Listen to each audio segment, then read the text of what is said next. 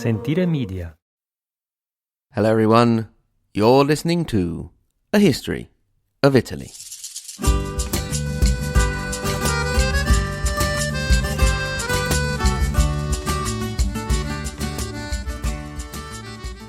Episode 82, Charles in Charge and the Sicilian Vespers.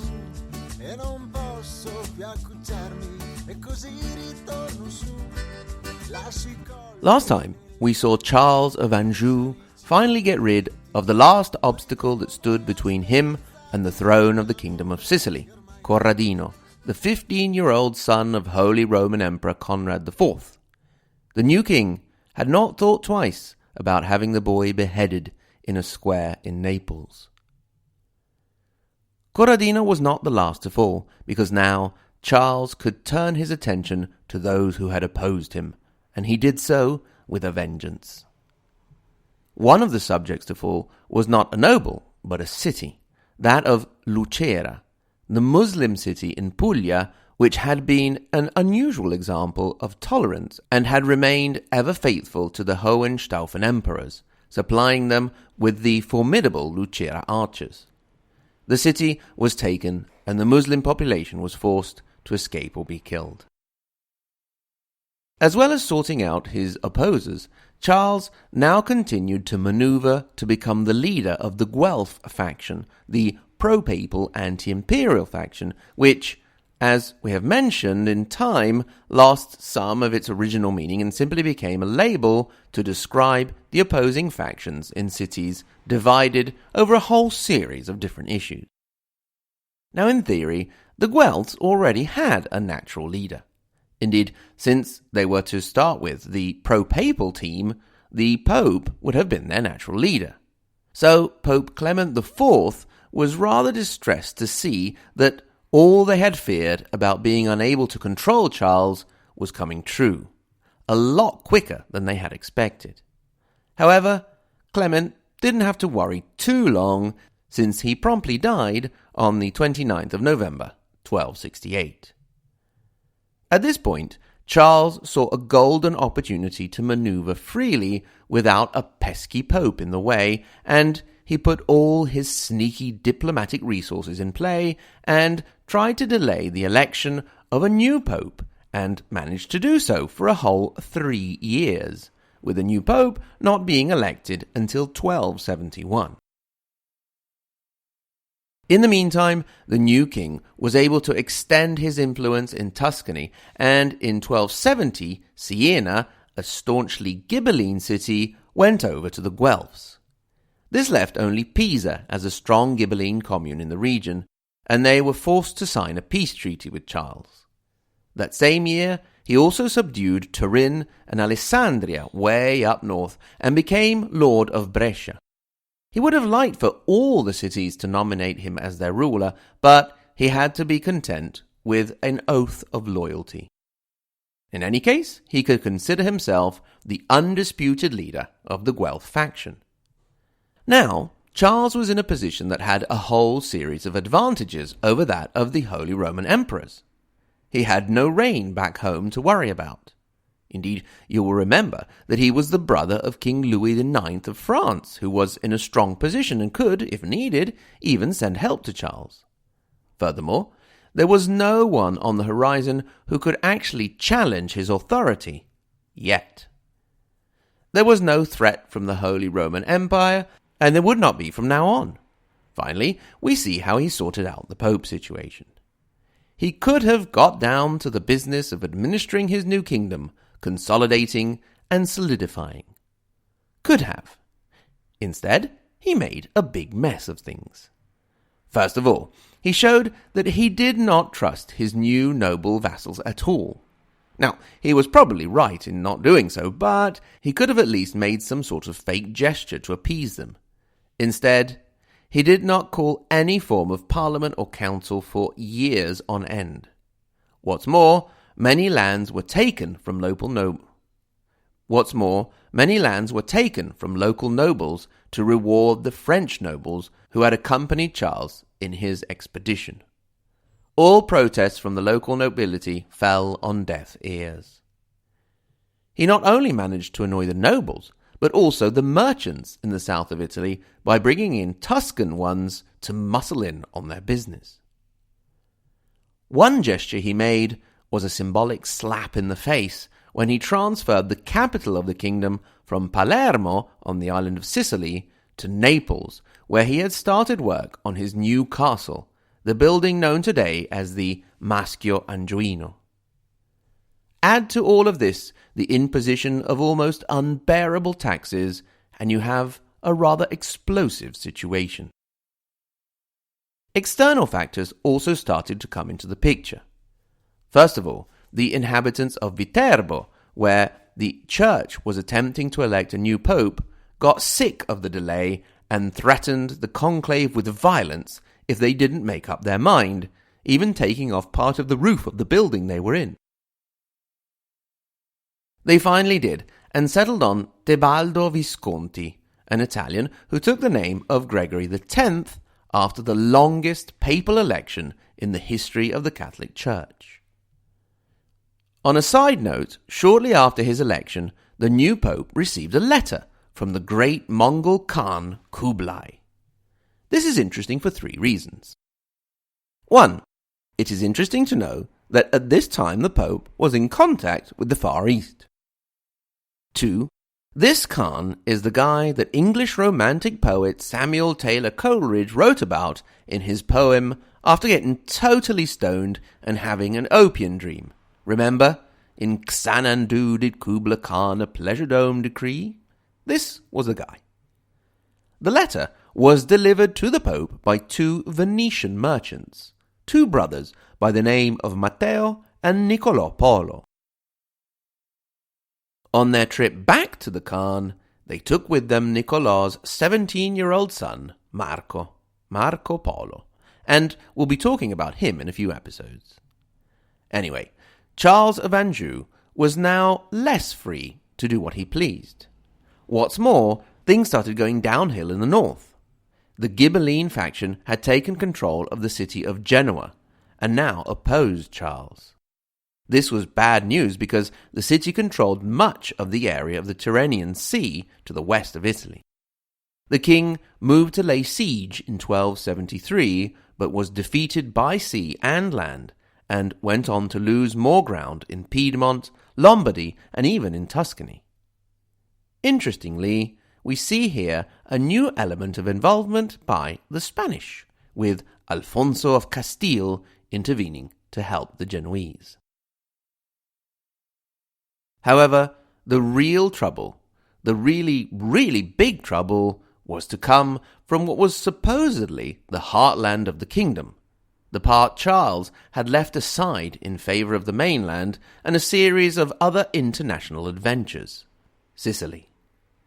The nobles of the island had very little say in the management of the kingdom and had not been compensated with lucrative positions elsewhere as the French had been, and they were having the pants taxed off of them to fund foreign expeditions, such as Charles's attempt to take the throne of Constantinople. As the unrest grew, it was encouraged by the new Byzantine emperor, Michael Palaeologus, as well as another Spaniard, Peter of Aragon, who was married to the daughter of Manfredi, the king of Sicily whom Charles had defeated and killed at the Battle of Benevento in 1266. As tensions rose, the Angevins imposed harsher restrictions on the island, which included curfews, the prohibition to bear arms, and the right to stop and search men for said arms. If there is one lesson you should learn about the Sicilians, it's that you don't want them to be annoyed with you. So with that in mind, let me take you to a spring evening of 1282. It is the 30th of March, Easter Monday, and the crowds in Palermo are heading to the Church of the Sacred Spirit, just outside what was then Palermo. Despite the general bad mood of the Sicilians toward the Angevins, it was a festive time, and there was much merriment and drinking. A group of French soldiers decided they would join in with the drinking, and after a while one of their number, a certain Drouet, noticed a lovely-looking young wife. Using the excuse of exercising his right to search her, he proceeded to do so. Unfortunately for him, the Sicilian wife in question was accompanied by her Sicilian husband. This is something you really, really, really don't want to do. The husband was able to disarm the soldier and kill him with his own sword. When his comrades moved to avenge their fallen friend, the crowd fell upon the soldiers and killed them instead. All of this as the bells of the church began to ring for the evening vespers. In a matter of days, the rebellion spread to the whole of the island, and it was open season on any French person that could not escape to the ships anchored off the coast. Thousands were massacred to the shouts of "Mora, mora," die, die, and we'll talk about that in a sec. Many French people tried to hide among the population, and so the way to understand who was French was to show them chickpeas, which are ceci in Italian but ciceri in Sicilian. Supposedly, the French could not pronounce this word and would come out with shisheri, sealing their own doom. I imagine it was also a really bad time for Sicilians with a speech impediment. Palermo declared itself an independent commune, and soon after, Corleone also followed suit. After that, it was a domino effect, and the cities eventually banded together in the Comunitas Siciliae, a federation of Sicilian cities. It was at this point that they first adopted the early form of the flag of Sicily we see today: 2 triangles, one red for Palermo and one yellow for Corleone, with the symbol of the trinacria, the 3 legs with a face in the middle. The Sicilian Vespers have resounded through history. They are considered one of the very earliest examples of a successful popular uprising, centuries before the American or French revolutions. They appear in the Italian national anthem, and composer Giuseppe Verdi composed an opera about them. As is often the case with anything that was important in this period, it ended up in that big collection of human everything that is Dante Alighieri's Divine Comedy. In the 8th canto of Paradise, he says, «Se mala signoria che sempre accora li popoli suggetti non avesse mossa Palermo a gridar Mora, mora. If the bad government, which always pushes people to rebellion, had not led Palermo to shout, die, die. Now, the die, die translation took me a while. My 13th century Sicilian is a bit rusty. You see, the word mora is different from the modern standard Italian muori, you die, or muoia, may he or she die.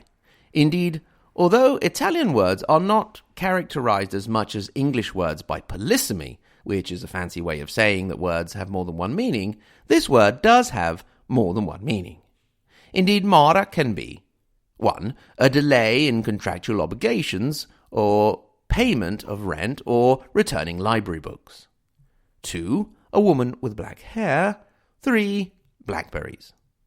So, once you've excluded that the rebels were asking for library books to be returned, looking for dark-haired women, or asking for forest fruit, you are left with the idea that they wanted the Angevins to die.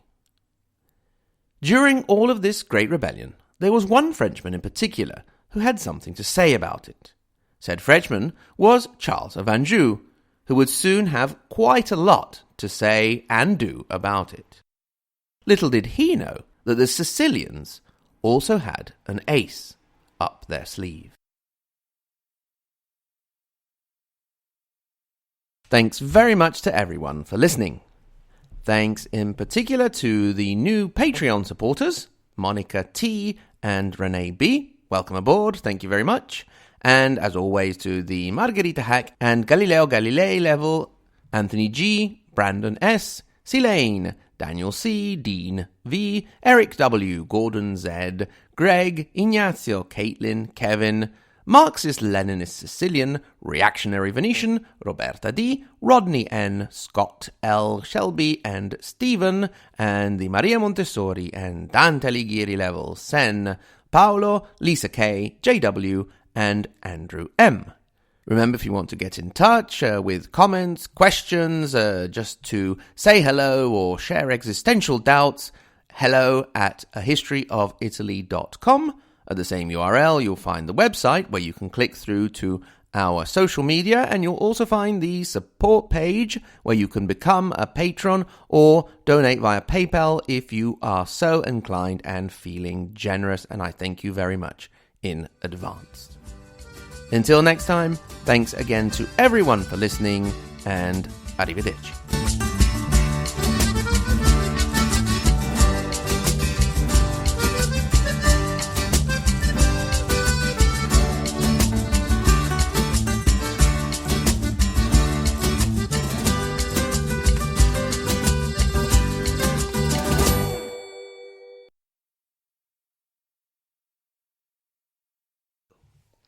Captain, we have found a suspected Frenchman. Bring him here and fetch me the chickpeas. Let me go. Let me go. I am Sicilian. We'll soon see about that. Tell me, what are these? Chickpeas. In Sicilian. Ciceri. Sir, perhaps he really is one of ours. No, I have a feeling about this one. Bring me a baguette. Yes, sir. Sorry, a baguette, sir? Yes, we'll see if he can resist holding it without putting it under his arm. Here, sir. Here you are, Frenchman. Hold this. He's not putting it under his arm. A tough guy, eh? Fetch me a string of garlic. Garlic, sir? Yes, we'll see if he can hold it without putting it around his neck. Sir, are you sure you know what you're doing? Just watch. Here, prisoner, hold this. Sir, this is getting silly. Silence! Now, make a derogatory statement about French food or wine. Bordeaux is dirty water compared to Chianti. Aha! What, sir? Did you see his face twitch slightly? I think we are getting to him. Sir, to be blunt, something's getting to you. Have faith in your captain. Come here a second. What, sir? Fetch me a bidet. Sir, really, perhaps you should think about a nap. That is an order.